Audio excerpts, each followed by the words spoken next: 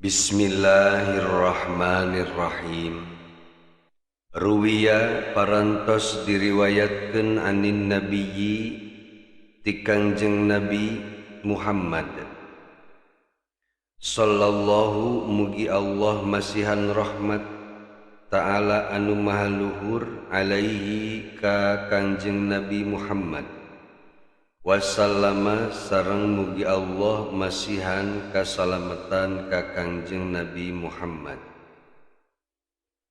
annahu sanyanyana Kangjeng Nabi qala parantos ngadauh Kangjeng Nabi man shoma saha jalma anu puasa salasata ayamin tilu poe min awali sya'bana di permulaan bulan Sya'ban, berarti tanggal 1, tanggal 2, tanggal 3 Sya'ban.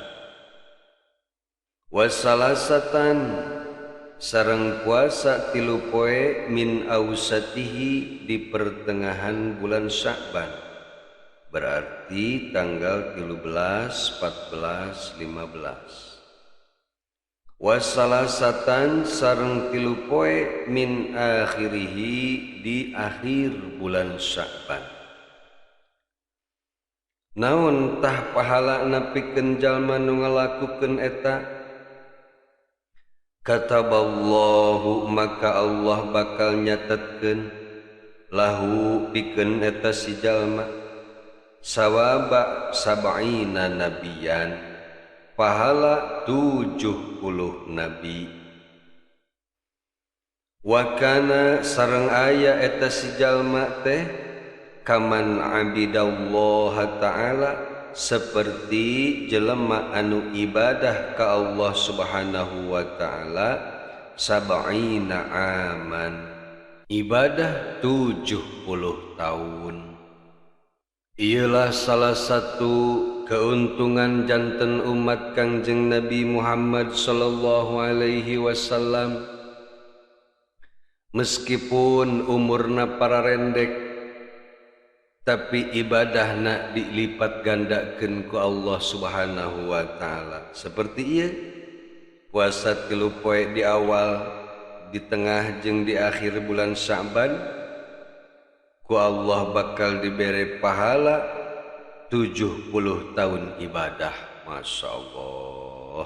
Bahkan wa in mata sareng lamun maut eta si jalma teh fitil kasanati dina eta taun mata syahidan, maka mautna bakal dicatetkeun sebagai maut syahid.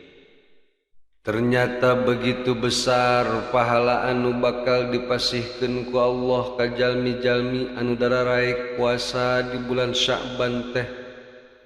Ngan hanjakal urang sebagai hambana lolobana mah karareduul. Kusabab naon sih make kedul? Mungkin kusabab kurang iman sehingga teu kabita ku pahala anu sakitu gedena.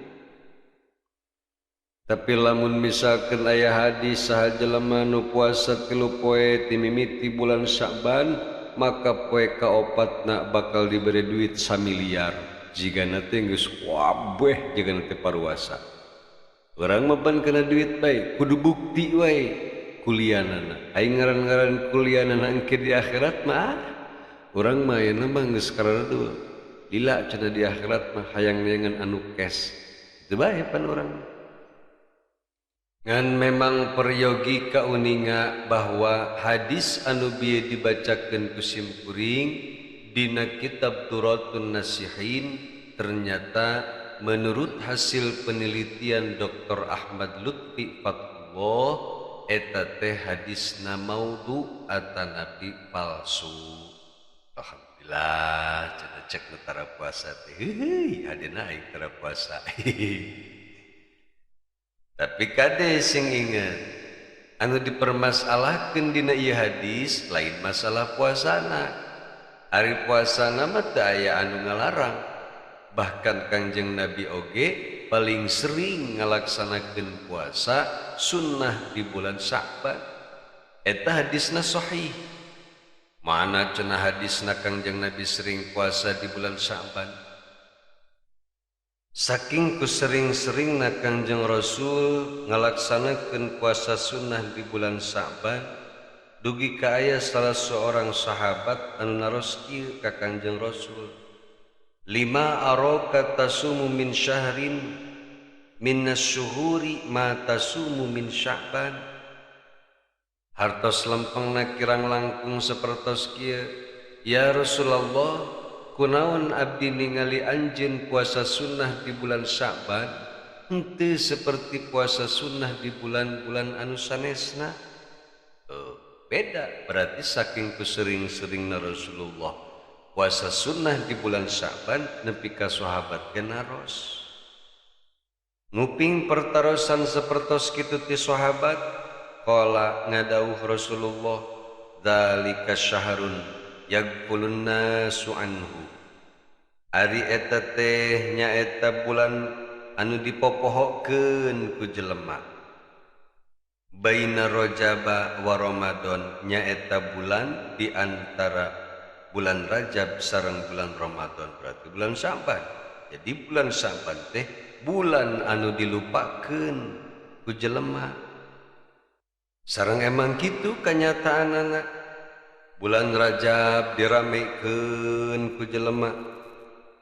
Kabeh memperingati bulan Rajab, bahkan nepi ka aya nu beak puluhan juta memperingati bulan Rajab.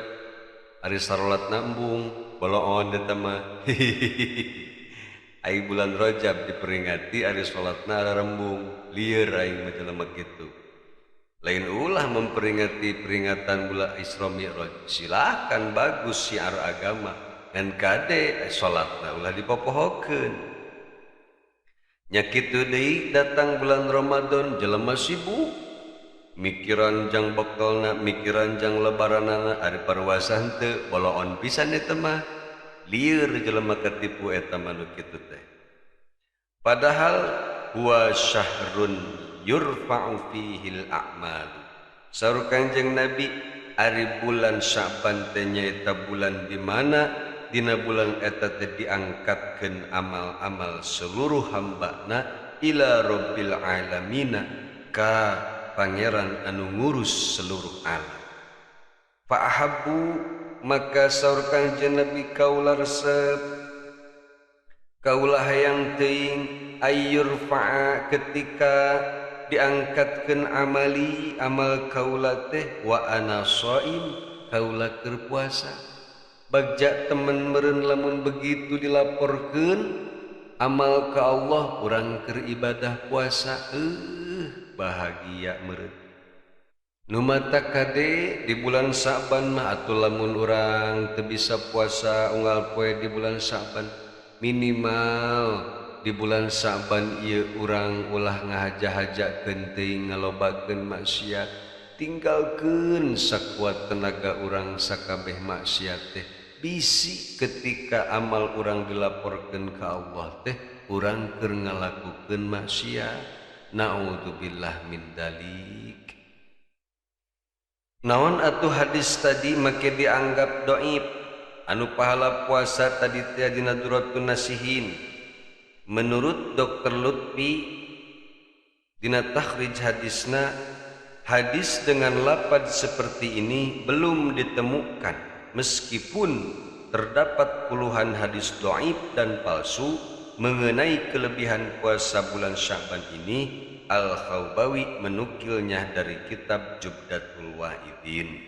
Jadi alasan utamanya nyaeta beliau Dr. Lutfi belum menemukan hadis seperti ieu. Matakan beliau ngahukumi hadis ieu teh palsu dina halaman 54. Penjelasan Dr. Lutfi berikutnya, meskipun belum dapat ditemukan perawinya, namun tanda dan ciri hadis palsu nampak jelas ada dalam hadis ini. Nyata hadis anu tadi, man shoma salasata ayamin min awali Sya'ban wa salasatan min awsatihi, dan seterusnya anu dikutip dina kitab Duratun Nasihin eta. Menurut Dr. Lutfi eta palsu. Mana? Yaitu pahala yang dijanjikan sama dengan pahala 70 nabi. Sungguh mustahil. Nah, jadi nu dipermasalahkeun pahalana. Seperti yang dikatakan Ibnu Qayyim, sekalipun tinggi dan giatnya seorang manusia biasa dalam beribadah, apapun juga jenis ibadahnya, dia tidak akan dapat menyamai kedudukan dan pahala yang diperoleh oleh Nabi. Bagaimana dengan 70 Nabi? Wallahu a'lam. Etalah pendapat atau hasil penelitian Dr. Ahmad Lutfi Fatullah tentang hadis anu tadi dibacakan kusim kuring dina kitab Duratun Nasihin. Jadi sakali deui nu dipermasalahkeun di dieu bukan puasana tapi pahalana. Jadi anu osok walaksanakeun puasa sunnah dina bulan Sa'ban bagus eta oge da aya pahalana, yakin pasti aya pahalana tergantung niatna bae. Sakumaha Kangjeng Rasul tadi ge sering ngalaksanakeun puasa eta hadisna sahih. Ngan palebah pahalana urang teu kudu ngarepkeun hayang dibere pahala 70 nabi, teu kudu ngarepkeun hayang dicatetkeun ibadah 70 tahun. Urang mah lillahi ta'ala wae laksanakeun ibadah puasa sunnah di bulan Sya'ban. Adapun pahalana sanggakeun bae ka Allah, tergantung Allah rek masihan naon ka urang. Ngan anu jelas sing yakin ketika orang ibadah dengan seikhlas-ikhlasna semata-mata karena Allah, atuh Allah ke pasti bakal masihan pahala. Pahala naon? Nyesanggakeun bae ka Allah. Urang mah pasrah ka Allah Subhanahu wa taala. Jadi etalah perbedaan ulama tentang pahala puasa di bulan Sya'ban. Meskipun demikian, seperti biasa orang ulah nyalahkeun kaditu ka dieu. Syekh Usman Al-Khaubawi nyeratkeun ieu hadis dina kitabna tangtosna beliau ge meunang meneliti heula. Sebab nyebarkeun hadis palsu teh akibatna fatal, bakal meunang siksaan tentuna.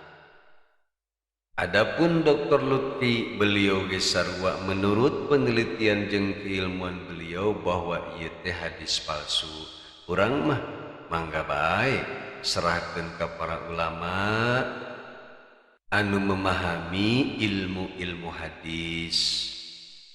Ngan mudah-mudahan bae perpendaan pendapat para ulama ieu sing janten rahmat pikeun urang sadayana. Amin ya Allah ya rabbal alamin. Wallahu a'lamu bishawab.